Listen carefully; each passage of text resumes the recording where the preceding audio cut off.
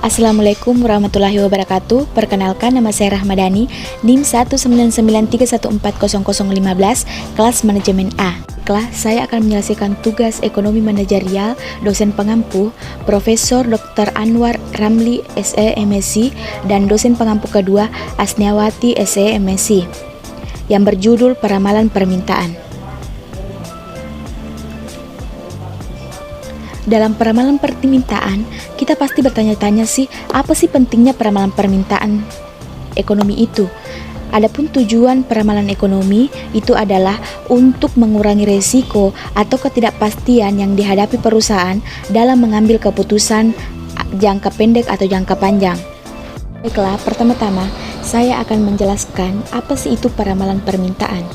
Peramalan permintaan adalah suatu usaha memprediksi tingkat permintaan produk yang diharapkan akan terrealisasi untuk jangka waktu tertentu pada masa yang akan datang, baik itu jangka panjang ataupun jangka pendek. Menurut Vincent Gephardt, di dalam manajemen permintaan ada dua jenis permintaan. Yang pertama, permintaan bebas, merupakan permintaan terhadap material, suku cabang, atau produk yang bebas atau tidak terkait langsung dengan struktur bill of material atau BOM untuk produk akhir atau item tertentu. Yang kedua, permintaan tidak bebas, merupakan permintaan terhadap material, suku cadang, atau produk yang terkait langsung dengan atau diturunkan dari struktur bill of material untuk produk akhir atau item-item tertentu. Adapun faktor-faktor yang mempengaruhi peramalan permintaan. Peramalan suatu produk pada suatu perusahaan sangat dipengaruhi oleh berbagai faktor lingkungan yang saling berinteraksi dalam pasar yang berada di luar kendali perusahaan. Berikut merupakan beberapa faktor lingkungan yang mempengaruhi peramalan tersebut. Yang pertama, kondisi umum bisnis dan ekonomi. Yang kedua, reaksi dan tindakan pesaing. Yang ketiga, tindakan pemerintah. Yang keempat, kecenderungan pasar. Yang kelima, perubahan permintaan konsumen. Dan yang keenam, inovasi teknologi. Adapun metode peramalan permintaan. Secara umum, metode peramalan dapat dibagi dalam dua kategori utama, yaitu metode kuantitatif dan metode kualitatif. Metode kuantitatif dapat dibagi ke dalam deret berkala atau kurun waktu atau time series dan metode kausal. Sedangkan metode kualitatif dapat dibagi menjadi metode eksploratoris dan normatigatif. Metode kuantitatif sangat beragam dan setiap teknik memiliki sifat di mana ketepatan dan biaya tertentu yang harus dipertimbangkan dalam melalui metode tertentu. Untuk menggunakan metode kuantitatif, terdapat tiga kondisi yang harus dipenuhi. Yang pertama, tersedianya informasi tentang masa lalu. Yang kedua, informasi tersebut dapat dikualitatifkan dalam bentuk numerik. Yang ketiga, diasumsi bahwa beberapa pola masa lalu akan terus berlanjut peramalan permintaan. Adapun penjelasan mengenai metode peramalan atau time series, yaitu di mana analisis deret waktu didasarkan pada asumsi bahwa deret waktu tersebut terdiri dari komponen-komponen tren atau kecenderungan dalam kurung T, siklus atau dalam kurung C, pola musiman atau seasons dalam kurung S, dan variasi acak atau random dalam kurung R yang akan menunjukkan suatu pola tertentu. Dalam metode time series ada beberapa teknik yang biasa digunakan tergantung pola permintaan yang terjadi. Di bawah ini merupakan penjelasannya. Yang pertama, metode naif, di mana teknik peramalan yang mengasumsi permintaan periode berikut sama dengan permintaan pada periode terakhir. Metode naif ini digambarkan secara matematis berikut, di mana permintaan periode mendatang sama dengan permintaan periode terakhir. Yang kedua, moving average, di mana peramalan moving average atau rataan bergerak menggunakan sejumlah data aktual masa lalu untuk menghasilkan peramalan, yang mana rumusnya MA sama dengan AT ditambah AT2 ditambah AT3 dan seterusnya dikurang N kurang 1 dibagi N, di mana keterangannya AT sama dengan permintaan aktual pada periode T dan N sama dengan jumlah data permintaan yang dilibatkan dalam perhitungan. Ketiga yaitu weighted moving average.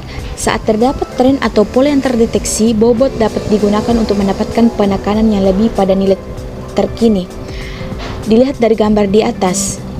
Rumus. Keterangannya, WT sama dengan bobot permintaan aktual pada periode T dan AT sama dengan permintaan aktual pada periode T. Yang keempat, exponential smoothing. Alasan yang keempat yaitu peramalan eksponensial smoothing, di mana ini merupakan metode peramalan rataan bergerak dengan pembobotan di mana titik-titik data dibobotkan oleh fungsi eksponensial. Single exponential smoothing dapat digambarkan secara matematis sebagai berikut. Contohnya ada di PPT di atas. Keterangan FT sama dengan peramalan baru, FT kurang 1 sama dengan peramalan sebelumnya, A sama dengan konstanta penghalusan, AT kurang 1 sama dengan permintaan aktual periode lalu.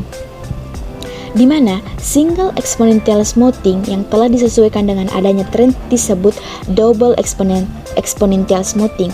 Double exponential smoothing ini dapat digambarkan secara matematis sebagai berikut. Terdapat rumus di PPT. Keterangannya, FT sama dengan peramalan double exponential smoothing pada periode T, AT sama dengan peramalan single exponential smoothing pada periode T, FT kurang 1 sama dengan peramalan double exponential smoothing pada periode T kurang 1, A sama dengan konstanta penghalusan. Selanjutnya, proyeksi terhadap tren. Dalam peramalan ini adalah teknik penyesuaian garis tren pada serangkaian data masa lalu. Persamaan secara matematis dapat ditulis sebagai berikut. Dapat dilihat pada PPT di atas, di mana keterangannya Y sama dengan nilai terhitung dari variabel yang akan diprediksi. A sama dengan persilangan sumbu Y, B sama dengan kemiringan garis regresi tingkat perubahan yang pada Y untuk perubahan terjadi di X sama dengan variabel bebas. Di mana kemiringan garis regresi B dapat ditemukan dengan persamaan sebagai berikut, terdapat dalam PPT di atas. Keterangannya, B sama dengan kemiringan garis regresi, X sama dengan nilai variabel bebas yang diketahui, Y sama dengan nilai variabel terkait yang diketahui, X sama dengan rata-rata nilai X, Y sama dengan rata-rata nilai Y, N sama dengan jumlah data atau pengamatan, di mana titik potong sumbu Y dalam kurung A dapat ditemukan dengan persamaan sebagai berikut. Persamaan ada di atas PPT. Keterangannya, A sama dengan persilangan sumbu, B sama dengan kemiringan garis regresi, X sama dengan rata-rata nilai X, Y sama dengan rata-rata nilai Y. Adapun ukuran akurasi hasil peramalan. Yang pertama, rata-rata deviasi mutlak atau mean absolute deviation atau MED, di mana merupakan rata-rata kesalahan mutlak dalam periode tertentu tanpa memperhatikan apakah hasil peramalan tersebut besar atau lebih kecil jika dibandingkan dengan kenyataannya. Secara sistematis, MAD dirumuskan sebagai berikut, terdapat dalam PPT di atas. Keterangannya, AT sama dengan permintaan aktual pada periode T, FT sama dengan peramalan permintaan pada periode T, N sama dengan jumlah periode peramalan yang terlibat. Yang kedua, rata-rata kuadrat kesalahan atau mean square error atau MSE. Mean square error ini dihitung dengan menjumlahkan kuadrat semua kesalahan peramalan pada setiap periode dan membagi dengan jumlah periode peramalan secara sistematis. Rumus MSE ini ada pada tabel di atas.